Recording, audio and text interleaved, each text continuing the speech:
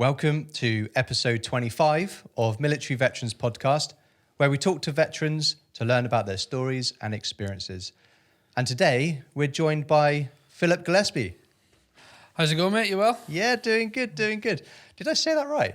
Yeah, Philip Gillespie, yeah. Yeah, okay, cool. Just because you're known by most people as Barney, aren't you? Yeah, I suppose like most of the people in the military and through rehab and that, they're all on Invictus games and stuff will know me as Barney. So they will. Yeah, what's the backstory there?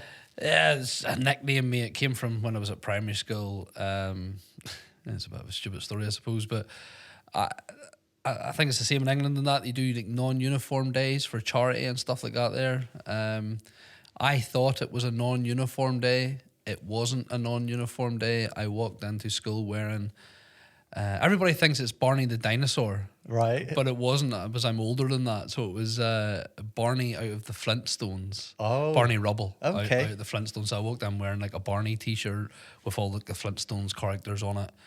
One of my friends, I don't even know what class we were in, maybe like year 5 or year 6 or something like that, in like P5, P6.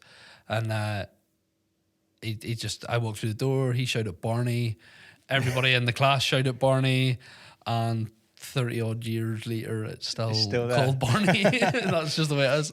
Brilliant stuff. Well, thank you so much for coming on the show. No problem. And before we get going, I just want to mention a couple of things to camera and to people listening. We are in a really cool cadet unit. That's where we're recording. And we have noticed a hum or some sort of buzz. It's not the lights. So we tested that. I'll try and edit it out as best I can. But if not, apologies for the hum. But I'm sure you'll get used to it. And also, Barney's on a squeaky, rolly chair. So we've tried to chock it as best we can. But we'll make it work. Yeah, that's all good. Cool. Well, as every episode, we do have the 4 questions just to get going as a summary before we dive into the main part of the show. So let me ask you those one at a time. So the first question is, when did you join? So I joined in 2005. 2005? March 2005, yeah. Nice. The second one is, what service and branch did you join? So I joined the Royal Irish Regiment. It's part of the British Army. Yeah, nice. How long did you serve for? So from 2005, I got injured 2011 and then served right up to 2013 actually. So I've done 2 years rehab. So okay. So what's that? That's 5, 6, is that 8 years? Yeah. 8 years in total. That's Roughly. cool. And then what rank did you get to? Corporal. Good stuff. Well, it's going to be good to hear your journey, but let's go all the way back to the beginning. Where was you born and where did you grow up? So we're in the hometown at the minute, so we are, Ballymena. Grew up here all my life, moved to different parts of Ballymena and different sort of outlying little towns around it. But yeah, my whole life was spent in Ballymena. You know, went to primary school and secondary school in this area. Was in this cadet detachment as a young lad. So Okay. spent my whole life here before I joined the army. So you mentioned about the school bar, getting Barney. That's quite a cool story. But how was school as a kid for yourself? School wasn't for me. It wasn't, no? Like I'm not a very academic person, so I'm not. School was just somewhere to go and hang out with my friends and sort of mess about a bit and not really take it too serious. A lot of my teachers were like, you don't take anything serious. The only thing that I took serious was like the cadets whenever I joined it. Okay. That was the only thing that I sort of strived towards and try to do the best that I could do at it. At school, I didn't really care, to be fair. So with cadets, do you remember how old you were when you joined? Was you like... Yeah, I was 12. You were 12. Cool. So second year, like, second year of high school. Okay, yeah. And what enticed you to like join the cadets? Did you have a background of military history with your family? Or something? Yeah, that's a little bit. So my mother was in the Royal Irish. She was a Greenfinch in the Royal Irish back in the day, and she died when I was younger. Okay. She died when I was only 1, and so I sort of grew up listening to stories of my mum in the army, and my father would tell me stories of my mum whenever she was serving and stuff like that there. So at a young age, I was introduced to the army, through them stories. And as I grew up, I was always sort of like watching army films and playing soldiers in the field and all that sort of stuff, you know, like run about with a stick and stuff. And then when I got the opportunity to join the cadets, I really sort of jumped at it. And even from a really, really young age, like really young, like 6, 7 years of age, I wanted to join the army. Okay. And my dad didn't try and put me off, or any of my family try and put me off. They just thought I'd grow out of it. They just thought, yeah, by the time he gets to 16, 17, 18, right, he'll not want to join the army anymore, and it's just a young lad phase, you know, thing that he's going through. But it never left me. The whole way through, sort of tail end of primary school and then into secondary school, and then come the end of secondary school, it was like, yeah, I'm definitely going to the army. This is what I want to do. Kind of as soon as you could, the youngest possible way. Pretty much. I think the youngest you could join, I don't know if it's the same now, but the youngest you could join then was 16 and 9 months. And I sent my paperwork in at 16 and 9 months. So. Okay. It's actually the same as me. I was 16 and around that time. So yeah, crazy that we both joined so young. I remember speaking to the recruiter at the time, and in Northern Ireland you had to go through quite a lot of security checks, and it was sort of a bit of a lengthy process. It was, you know, they dived into your family and seen if there was any connections to paramilitaries and all that sort of stuff. So there was a bit of a lengthy check went on, and it took like 4 or 5 months. So it did. And then after that, then you went and you sort of signed up. And by the time my checks had came through, I was right on the cusp of, could I go to Catterick straight away? Or you went to Harrogate. If you were a boy soldier or a young soldier, you went to Harrogate, and you'd done a year in Harrogate, and then you were ready to go up to Catterick. And I was right on, like, days on the cusp of, yes, you can go to Catterick, but if you go there, you will 100% be the youngest person in Catterick. And I was like, oh, they really want to do like an extra year's training at Harrogate. And yes, you're doing military stuff at Harrogate, but you're also doing quite a lot of education. Yeah. And I hated school. Like, I didn't like it. And I was like, oh, I don't want to put myself off the army by doing more education at Harrogate. So I was like, nah, even though I'm going to be young, I'll go straight to Catterick. And yeah, that's what I did. Yeah. See, I was never told about Harrogate. So because maybe I was quite close to being 17. Yeah. Maybe they never told me, or maybe they did, and I just didn't understand what they were saying. But yeah, similar to you, just went straight to the grown-up army as such. But yeah, being a youngster, I kind of understand what you felt like when you joined. But I think cadets helped you because it helped me when I joined. So cadets gave you a bit of confidence when you joined up. Definitely. Like, yes, you learn how to do drilling in the cadets, and you learn how to do, you know, certain aspects of the stuff that you do in the army as well. But what it gives you is even just staying away from home for a weekend, sleeping in large accommodation, sleeping in big billets and stuff like that. They're sleeping in rooms with maybe 20, 30 people in it. Other youngsters my age that were going to Catterick had never experienced that. The homesickness that they had was unreal, and I was like, what's wrong with you guys? This is normal. This is all right. I've been doing this for years. There's nothing wrong with this. Yeah. And then, like, just sort of looking after your kit and ironing and just the small things. Yeah. It really gets you used to doing that, so that when I went to the army, them small things didn't even matter anymore. Like, they were non-existent for me. And I could concentrate more on the larger things, you know. And so Catterick, that's where you went through basic training. Before you did that, over here in Northern Ireland, did you have to go through like a day's testing? Because that's what we do in England. Yeah, so there's 3 days. So you do 3 days in here in Ballymena. So it was the old camp. It's done away with now. This is part of the newer one. But I went to the old camp, done 3 days. I think I can't remember exactly what he'd done. I think he got taught how to make bed blocks. I think he got taught how to do a logger layout. I think he had to do a fitness test, maybe like the 1.5 miles and like some push-ups or press-ups or pull-ups or something. And then you went in and done like lessons on phonetic alphabet and stuff like that there. And I think just and a couple of command tasks and that. They're just testing how you got on as a team and stuff. I enjoyed it. I came for 3 days and enjoyed it. I knew a couple of guys that worked in the depot at the time, worked in here at the time. Because I was in here as a cadet, and they normally would come over and train us as cadets as well, and a bit of sort of we knew each other really well, and so it was just 3 days of coming in and having a bit of fun, really. That's cool.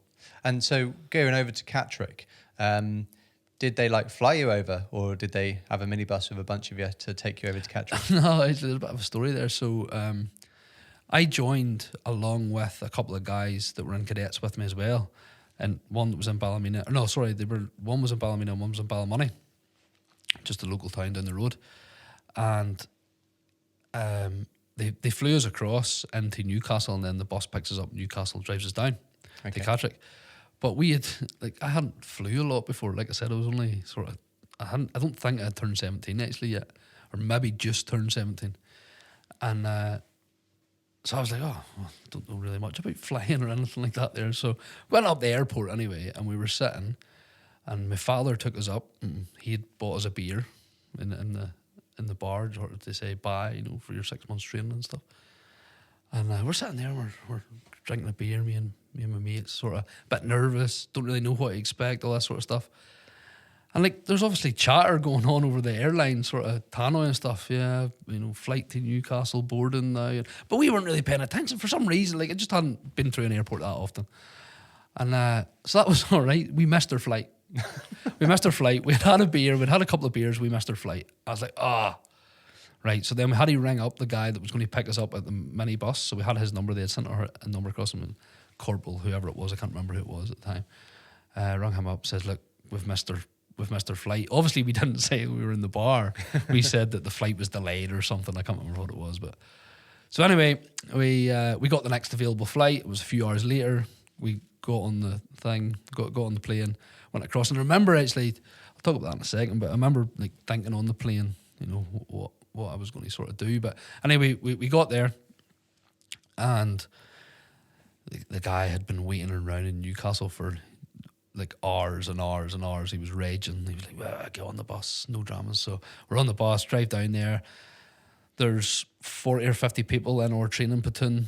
They've already had all their briefing and their introduction, and everybody's been all nicey at the start with them, and they've now they've been there most of the day by the time we get there. So we're getting there maybe 8, 9, 10 o'clock at night, something like that.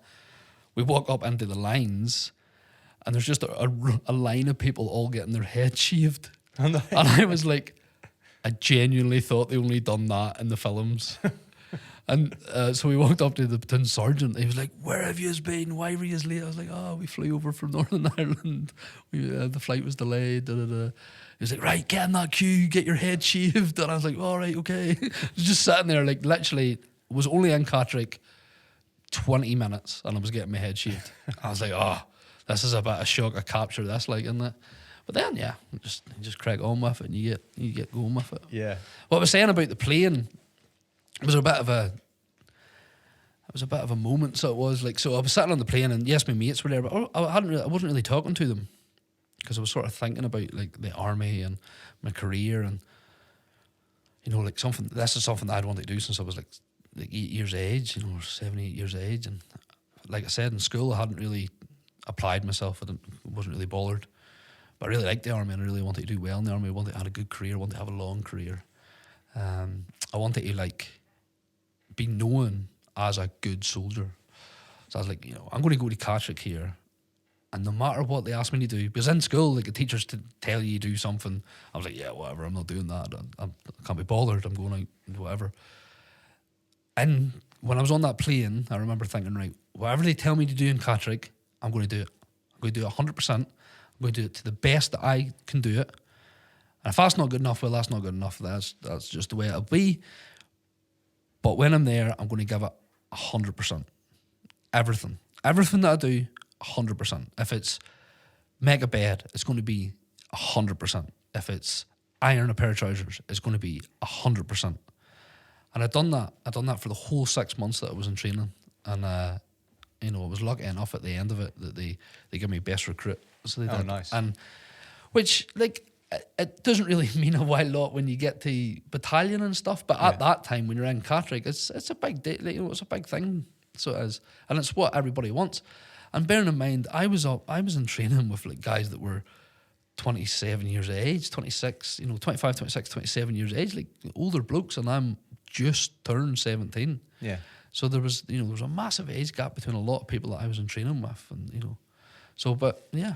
And that's a big personal goal or achievement, you know, to be the best that you could be. It was, especially when I said that I was going to apply myself. I said to myself, right, I'll give it 100%. And then at the end of training, I turned around and was like, yeah, you know, I did give that 100% and I was recognised for it. It was rewarded. Yeah, at the it was end. rewarded for it. So it sort of set me on a good path within my army career. That's cool. So it did, yeah. So after training, you get sent to your first unit. And where was that? Where did you get sent to after training? So we went to from Catterick we went up to Inverness. Okay. So the battalion was based up in Inverness. In Scotland? Yeah, up at the north of Scotland. It's a bit nippy, but which was a strange one as well. So the Royal Irish quite a busy battalion. They're always doing something. And when I joined, the battalion was out on Catterick, so out in Iraq. I forget exactly what tour it was, but it was Catterick anyway. And they still had about 3 or 4 months left of their Catterick tour. And I wasn't 18 yet. So by the time I'd finished training, I think I was only around about 17 and a half in there somewhere. So they weren't going to send me on Catterick. I wasn't going to Catterick. There was people that finished training, went up to Inverness, done like 2 weeks in Inverness, and then deployed because they were over 18. Whereas I was just going to be stuck on rear party. And that was actually probably one of the hardest bits of my army career. I nearly signed off because I still could. Up until you're 18, you could sign off and get out. And I nearly did because on rear party, you're sort of not surrounded, but a lot of people there are there because they're maybe injured and they've maybe lost the love for the army, and they're maybe or they're getting out of the army, they're transitioning out. So you're talking to people that don't necessarily want to be there anymore, and they're telling you all the bad bits of the army. Oh, how they do this and how they do that and blah, blah, blah. And I was like, oh, I don't know about this. And like, you join the army to go out on tour and to go out and do a bit. And I wasn't getting the opportunity to do that. And it was just a really, like, for 4 months, it was just very stagnant time in my career. And I was like, oh, this is a bit rubbish. And actually, a few guys did sign off. A few guys that I come up with that were under 18 did sign off, and they did get out because it was just a rubbish old time. But then I was like, no, look, this isn't a true reflection of what this battalion is, because I'm listening, I'm talking to people here that don't necessarily want to be here. Which battalion is this? So it was the first battalion, the first battalion of the Royal Irish Regiment. So then, whenever the guys got back off tour, off Catterick, and I was put in C Company, then that was really the reflection of the battalion. Okay. And that was exactly what I wanted. That was exactly what I thought it was going to be. You know, guys were up doing fizz in the morning, and then they were, you know, having a couple of beers in the evening. There was a good sort of group, like sort of camaraderie. It was what I thought an infantry battalion would be like.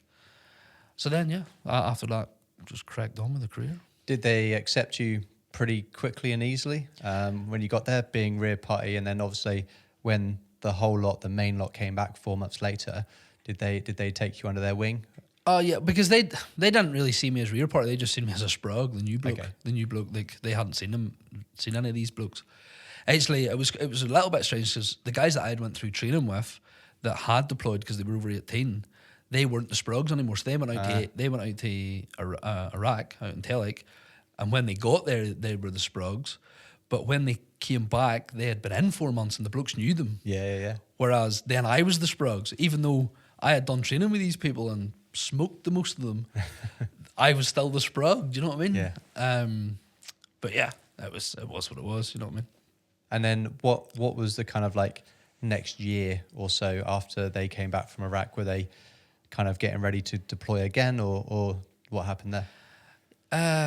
So now we're sort of at the end of 2005, roughly, by the time they come back and stuff. And early 2006, I got put onto, or asked, could I go onto a recce carder, which was quite early. What's a recce carder for people that don't know? So within an infantry regiment, you'll have different platoons. One of the platoons being reconnaissance, mainly gathering intelligence on the army, on the enemy, putting it bluntly. Yeah. But normally that platoon is a fairly senior platoon. There's, really keen guys within that platoon because it's quite a busy and hard role. So, but I knew about the recce platoon. One of my corporals that was in training was in recce, and I sort of looked up to him. He was a good instructor. He had told me about his reconnaissance platoon and stuff like that there. So I was like, yeah, that's where I'd like to go in my career. I'd like to get into the reconnaissance platoon of Royal Irish. And every year they do like a Carter period. So they do selections and then they do Carter. But normally you have to be in like a couple of years. Okay. A couple, 3 years before you would get onto that Carter. I had only been in for not even 6 months. And I was asking to go on the Carter. And I remember I went into the platoon commander's office because we were all in the corridor and I'd put the hand up to say, yeah, I want to do recce Carter. And I kind of got laughed at, and lads were like, Sprague, you're not going on the recce Carter. So that was all right. Everybody sort of left the corridor, and then I went into the platoon commander's office and knocked the door and that. I was like, sir, I really want to do this Carter. I'll go on it, and if don't do well on the Carter, recce platoon won't pick me, but I'll come back and I'll have done training, the extra 6 weeks training. So that'll be better for your platoon. You know what I mean? I'll be a better, younger soldier for your platoon, so well. Because I'll have done a bit more fizz, I've done a bit more weapon handling, I've done a bit more map and compass, I've learned certain different skills. So worst case scenario, you get a better soldier back in your platoon. And he was like, yeah, fair enough. So he sent me off on the Carter, and I remember like the first day, rocked up to the Carter, and like everybody was sort of looking like, who's this? Who's this child on this Carter? And but yeah, again, 100% put the head down. Said, look, I'll do the best I can do, and if it's not good enough, I'll not get picked. Fair enough. I'll go again for it next year or the following year. Put the head down for 6 weeks and got selected to go to recce platoon. And just at the end of that Carter, so I don't know what, it must have been around March time. I can't remember exactly, but it must have been like March 2006, around there somewhere. They were asking for volunteers to go to Afghanistan. Okay. The paras had went out already, and I think they sort of underestimated how much ground that they had to hold, and they couldn't hold it with one battalion, so they needed a bit of support from other battalions. The Royal Irish was one of the battalions that they asked. So we put a platoon together, platoon plus together, and went out and done, that would have been Herrick 4, 2006. In 2006. Mm. So what was that like for you? Because obviously you just done that Carter and sounded like you smashed it, or done really, really well at least, to get selected for recce. And then you're training to get ready for Afghan, and surely this is turning out to be the military or the army that you wanted to join. Well, this is it. So we didn't actually get a lot. So nowadays, like, you get pre-deployment training, you get like quite a lot of beat-up training for it. Like, you'll be doing pre-deployment training for, I don't know what the cycle is now, but it could be like a year before you actually deploy. You could start your pre-deployment training. Because this was a fastball. Oh, was it? Okay. They were like, in a couple of weeks, you'll be going to Afghanistan. Oh, that quick? Yeah. Right. So, like, literally, we got kit through at us, chucked it in our Bergens. I think we went over to Germany to do OpTag. Okay. But the OpTag package back then for Afghan was like, it was still the OpTag package that was for Northern Ireland. Oh, really? They were still doing, or for Iraq, they were still doing like riot, inoculations, like petrol bombs and stuff like that. Yeah. The whole time I was in Afghan, I never got a petrol bomb thrown at me, so I didn't. But they were still going through these drills, and yeah, it was just really early on in the days of Afghanistan. So, the information hadn't came back to the OpTag guys. So we went out to Germany, done loads of briefings, and done loads of PowerPoint presentations and stuff, and then we were on a plane to Afghanistan. And it was really weird. Like, we got into Bastion. Now, Bastion in the later years, I can't remember exactly when what tour Herrick closed on. Yeah, I don't remember. Or like what year it was, but it was 2014, 15, 16, something like, I can't remember exactly. But Bastion at that time, when we were out in 2011 on Herrick 13, Bastion was massive. It was huge. I think they'd got to the point where there was Bastion 4, and then there was like an airfield in the middle of it. It was massive. When we got there on Herrick 4, the naffy was an ISO container Right. with melted chocolate in it. There was blokes, they weren't in shell scrapes, but they were in tents that were like 9x9 tents. There was none of this like aircon tents and all that there sort of stuff.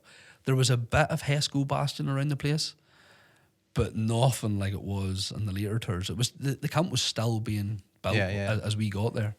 And for any civvies listening, Hesco Bastion is basically like big square of how would you describe it? I built them. But like a massive sandbag, like a huge sandbag, like a ton bag, only it's a sandbag. I mean, they're pretty big. You can get probably like 6 blokes, maybe 8 blokes stood in the middle of it. That's how big they are. Yeah. And then typically you'd fill it with whatever, sand or whatever you got, dirt or whatever. To stop bullets and bombs. And then they all get pieced together to build some sort of like fortified, how do you describe it? Like a wall, a perimeter. Yeah. So just to describe it for anybody that's listening that's not too sure. Yeah. So that's what Bastion was back then. That's what it looked like. It wasn't what it turned into. But we got there, and Paras being Paras, they were like, we didn't ask for yous. We don't want yous here, blah, blah, blah. But they did, only it was their head shed that asked for us, not like the blokes on the ground. So there was a bit of like sort of rivalry between us, or a bit of sort of tension between us at the start anyway. And then we done like a week sort of acclimatization, getting the weapons zeroed, all that sort of stuff, all the general stuff you do when you get into theatre. And then we were out straight away, out to a town, Misakala it was called. And they done a documentary about it a few years back on Channel 4, I think it was called The Heroes of Helmand. But pretty much one of the para units, the Pathfinders, had went in to Misakala to help out the police. They had ended up getting surrounded, or they'd end up getting pretty much fixed in there. And then they had to defend from a compound, and there was a lot of enemy in the area, and they couldn't really get out. So we put a battle group up and to get them out, because they were a sort of greater asset, because they could go out and do their job. And they put us in to sort of help defend and secure the town. But nobody really sort of expected what happened. Like we got massively cut off. So we did. There was a lot more enemy than what the British sort of army expected. And yeah, it was just a hectic tour. It's one of them was be careful what you wish for. It might just come true. So was that a lot of firefights, or was that explosives, or? It was all sorts. So there was fire. Like we were getting contacted 4 or 5 times a day from small arms, RPGs, Chinese rockets, mortars, all sorts. Is that on your one location that you were? Yeah, because like it was bad tactics, but it was what it was back then. The enemy had us fixed. Like one of the things that the enemy should never be able to do is fix you to a certain location, and we were completely fixed in that town. So they had us surrounded and were just firing at us constantly. They had the freedom of movement, not us. And it was a rough tour. Like there was a couple of guys died on that tour. There was a couple of guys got injured in the tour, and it was everybody that was in that camp had a close call, of some description, you know. And so, how did you kind of like get out of there? Did you? So the elders of the town, because there was so much fighting going on in the town, and they were firing mortars at us, we were firing mortars back, the town of Misakala was getting destroyed. Okay. So the elders went to the Taliban and said, look, yous are destroying this. Because yous are firing and fighting with the British, yous are destroying the town. So if you cease fire, and then we go to the British and say, if you leave, the Taliban will let you leave, then you don't need to be here. So that's pretty much what happened. The Taliban said, yeah, we'll cease fire. And then the elders came to us and said, look, we'll just leave this town because you're going to destroy the place. And we were like, okay, we'll leave. So we got on jingly trucks. Oh yeah. We got on cattle trucks. It was what a crazy extraction. To be honest, a lot of us thought that they were just going to get us out in the open and then ambush us. That's genuinely what we thought. So you're on high alert, I guess, as you're leaving. That's like we didn't think the Taliban were going to stick to the word of the ceasefire. Yeah. And then just ambush us in the town in the open. And if they had it, they would have slaughtered us all, like 100%, no dramas. But as we got sort of through the town and out into the sort of outlying villages and then out into the desert, we sort of realised, oh, they've kept to their ceasefire. That's not so bad. Got out into the desert and then offload it and get into Chinooks and flew back to Bastion. But like, we were in a bad way, you know. We hadn't had a lot of rations flew into us. You know, we were definitely cut off for a long period of time. So by the time we got in there, we were in as a platoon, we were in a bad way. Like, you know, the clothes were hanging on us because we had lost so much weight and stuff like that there. And the clothes were just because we had been fighting in them and a bit of blood or oil and stuff like that there. And the trousers were nearly see-through. So they were, it was a rough tour, like. And was you with the paras out there, or was it just the Royal Irish that were out there? So there was some paras in Musakala itself. Yeah. So the Pathfinders left, we went in, and then there was like a section's worth of paras, and then there was ats and debts. So the OC of it was, or the OC of Easy Company, as we sort of nicknamed ourselves. He was parachute regiment, and he had a couple that has like 2 IC and stuff. And then there was a couple of sniper pairs knocking about. They were paras.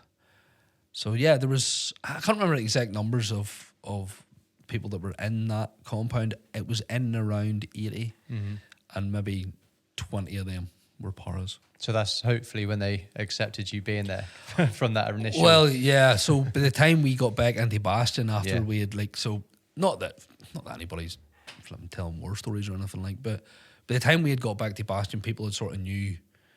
And them boys had it a bit hard in Musakala. And they sort of gave us a wee bit sort of respect then. You know, that's good. You boys had it pretty tight. But like, even then it was a weird one as well, because it was right at the end of the tour. So most of the paras had left. Oh, I see. And the Marines had came in. Okay. So the Marines, as they are, they're, you know, big blokes, they're, you know, well dressed, they take pride in like washing 4 times a day. You know, they're, you know, squared away blokes like they are, and we come in absolute rag order, like we were in, and they were just looking at us going, what have we got ourselves into here, if this is what it's going to be like? So yeah, I remember walking in the cookhouse in Bastion, and obviously in the cookhouse the chefs normally deal out the food to you, don't they? You walk around with a plate and they throw it on.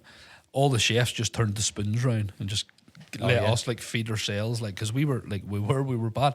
So everybody's like, yeah, throwing on like all that's like a mountain of food. Literally sat down at a table, 5 bites. You can't eat anymore. No. Done. Stomach had shrunk that much. Yeah. It was.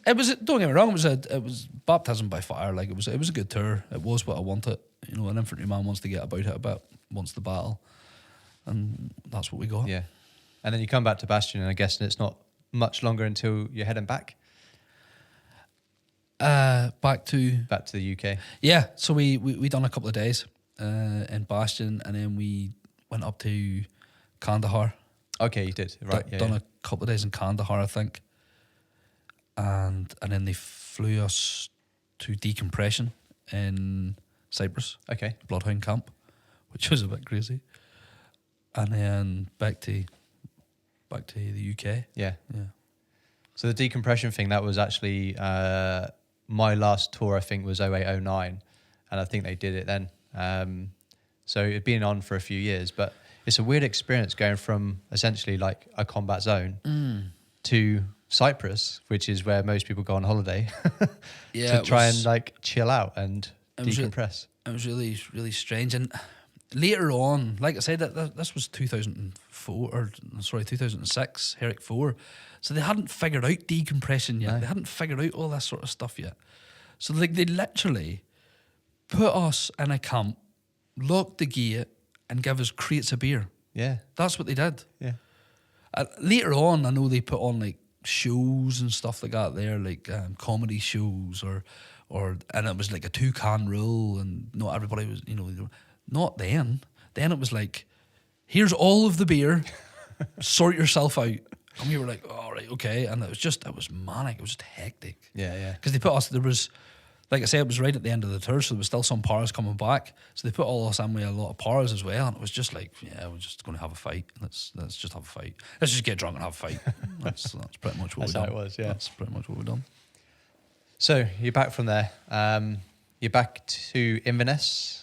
And then what's the kind of step forward from there? Is it getting ready to go out to Afghan once more, or something else?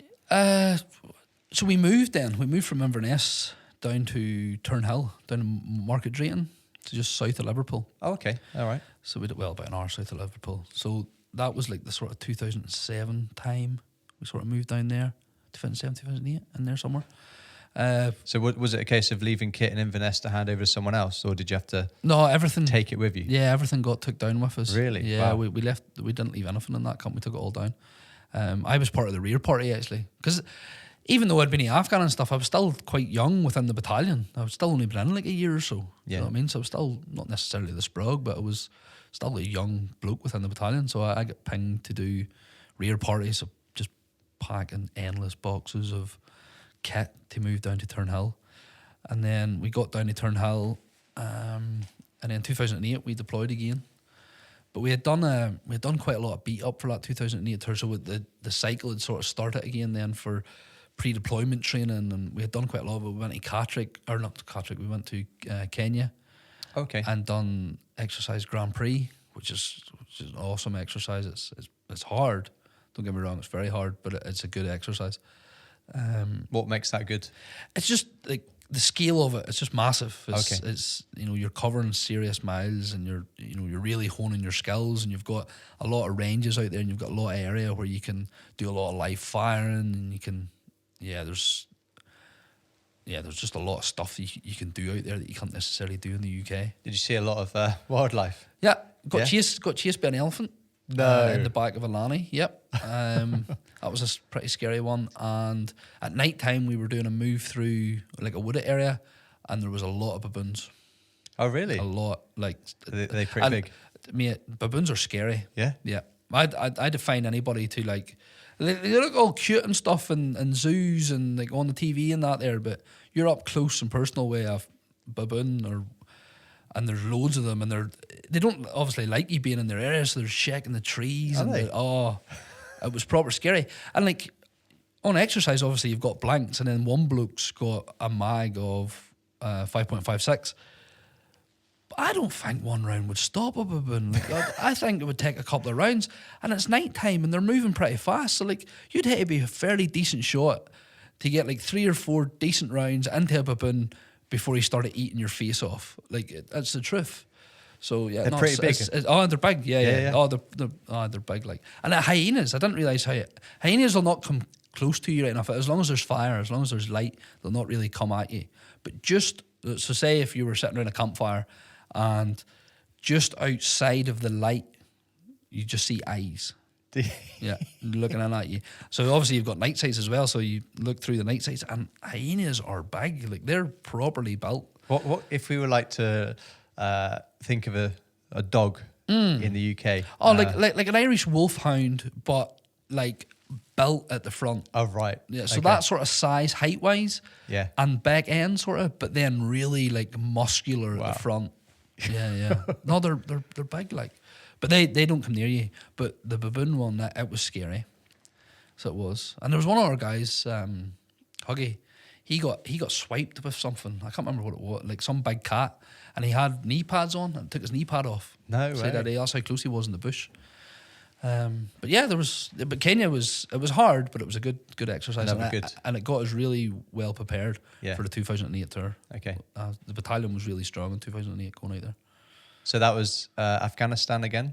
Yeah? Yeah, but this time it was different. Like Bastion was massive. Right. They had really they had made in the local towns. They had proper compounds, and they had they had a lot more infrastructure for the military. So there was, and we went out in a mentoring role. So we were working really closely with the National Afghan Army, the NA. So we were out there training them and teaching them how to sort of do things and that. So that was good. And I went back to Musakala, so I did, which I was really anxious about. But we went in and we weren't even in the same camp. It wasn't even the same bit. But went into the camp, and I remember going up to the boss at the time and I said, look, boss, could do we getting out in the ground here? Let's just go and do a familiarisation patrol, because I need to sort of shake this off a little bit. Like I'm a bit anxious here about being back here. And he was like, yep, no dramas. So like the first time we were there was very little locals about, because it was pretty heavy fighting. But this time there was locals everywhere. You know, the bazaar, the main street was really busy. And I remember like walking up it and had the weapon in the shoulder, and I was sort of like looking in the wind, you know, like every window and all that sort of stuff. And I was like, and then as I sort of the patrol went on, and one of the other lads that was in patrol with me, he was like, look, Barney, you know, it's not 2006, like, you know, you calm down a wee bit. And I was like, yeah, Roger. So I sort of relaxed into it a bit, and then after that familiarisation patrol was sort of all right. And then we pushed out to a place called Satellite Station North, which was newly built. It was decent enough camp, and then just done framework patrols from there, working with the NA. It was a handy enough tour, to be honest with you. You know, it was tight at some points, but it was a handy enough tour. How was it working with the local Afghans? Yeah, they're a bit crazy. Yeah, they're a bit mad. A lot of them are high most of the time. Smoke a lot of marijuana and stuff. But what's good about working with them is they know the locals. They know who's from that area and who's not from that area. Okay. Because there's different accents, just like there's different English accents, there's different Northern Irish accents. So I know somebody that's from Belfast.